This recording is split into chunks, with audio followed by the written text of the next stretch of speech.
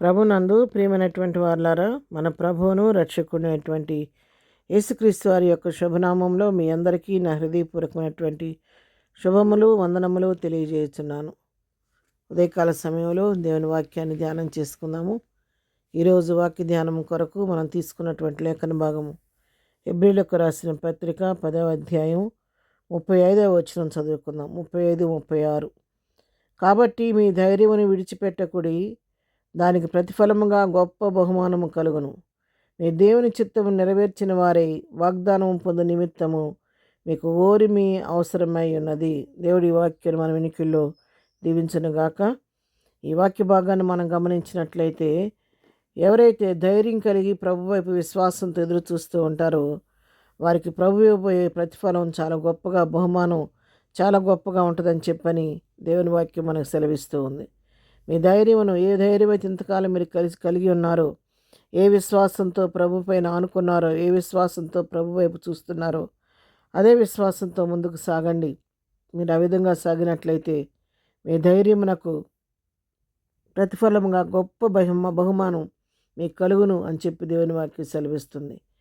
మరి అంతేకాదు, మీరు దేవుని చిత్తాన్ని నెరవేర్చేవారైతే మీరు వాగ్దానం పొందుకోవడానికి మీకు ఓరిమి అవసరమైంది. కాబట్టి ఓర్పుతో ఎదురు చూడండి, తగిన సమయంలో వాగ్దానాన్ని కూడా పొందుకుంటారని ఇక్కడ వాక్యం మనకు తేటగా తెలియచేయుచున్నది. హెబ్రీయులకు రాసిన పత్రికలోని 3వ అధ్యాయం 5-6 వచనం మనం చదువుకుంటే, అయితే క్రీస్తు కుమారుడై ఉండి ఆయన ఇంటి మీద నమ్మకంగా ఉన్నాడు. ధైర్యమును నిరీక్షణ వల్ల ఉత్సాహమును తుదమట్టుకు స్థిరముగా చేపట్టిన ఎడల మనమే ఆయన ఇల్లు. ఇక్కడ కూడా ఎవరైతే ప్రభువునందు ధైర్యమును, నిరీక్షణ వల్ల ఉత్సాహమును, విశ్వాసాన్ని తుదమట్టు కాపాడుకున్న వారిని మనమే ప్రభువుకు ఇల్లుగా ఉంటాం. అంటే మన హృదయాల్లో ఆయన సుఖనివాసం చేస్తాడు అనే సత్యాన్ని ఇక్కడ కూడా మనం చూస్తూ ఉన్నాం. మరి రూతు గ్రంథంలోకి మనకు వచ్చినట్లయితే, రూతుని గురించి ఇక్కడ మాట్లాడుతున్న మాటలు రూతు గ్రంథంలోకి వస్తే, మరి 2వ అధ్యాయం, రూతు గ్రంథం 2వ అధ్యాయం 12వ వచనం, యెహోవా నువ్వు చేసిన దానికి ప్రతిఫలం ఇచ్చును. ఏం చేసింది రూతు అని మనం గమనించినట్లయితే, మరి 11వ వచనం, నీవు నీ తల్లిదండ్రులను నీ జన్మభూమిని విడిచి ఇంతకుముందు నువ్వు ఎరుగని జనమునొద్దకు వచ్చితివి. యెహోవా నువ్వు చేసిన దానికి ప్రతిఫలం ఇచ్చును. ఇశ్రాయేలు దేవుడైన యెహోవా రెక్కల క్రింద సురక్షితంగా నుండినట్లు నీవు వచ్చితివి. ఆయన నీకు సంపూర్ణమైన బహుమానం ఇచ్చునని ఆమెకు ఉత్తరం ఇచ్చెను. ఇక్కడ మరి చూడండి, మరి బోయేజు పొలములో పరిగెరుకోవటానికి వెళ్ళినప్పుడు రూతు బోయేజు పలుకుతున్నటువంటి మాటలు, మరి ఆమె నువ్వు చేసిన దాన్ని బట్టి ఆయన తప్పకుండా దేవుడు నీ ప్రతిఫలం ఇస్తాడు.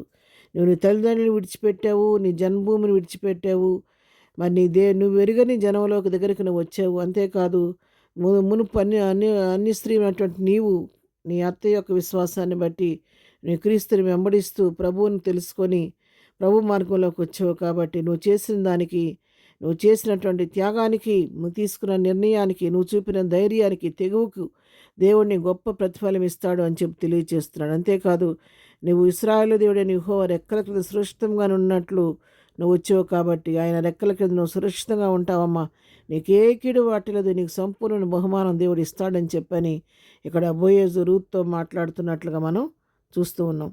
కాబట్టి ఉదయకాల సమయంలో ప్రియులారా, రూతు విషయంలోనే కాదు, అందరి విషయంలో కూడా ఎవరైతే ప్రభు కొరకు ఒక తీర్మానం కలిగి జీవిస్తారో వారి జీవితాల్లో తప్పకుండా దేవుడు మేలు చేస్తాడు. ఎస్తేరు తన స్వజనుల కొరకు ఆమె తీర్మానం చేసుకొని ప్రాణానికి తెగించి ధైర్యం కలిగి ముందుకెళ్ళినప్పుడు ఎస్తేరు యొక్క సాహసాన్ని బట్టి ఆ రోజు యోధా జాతి రక్షించబడింది.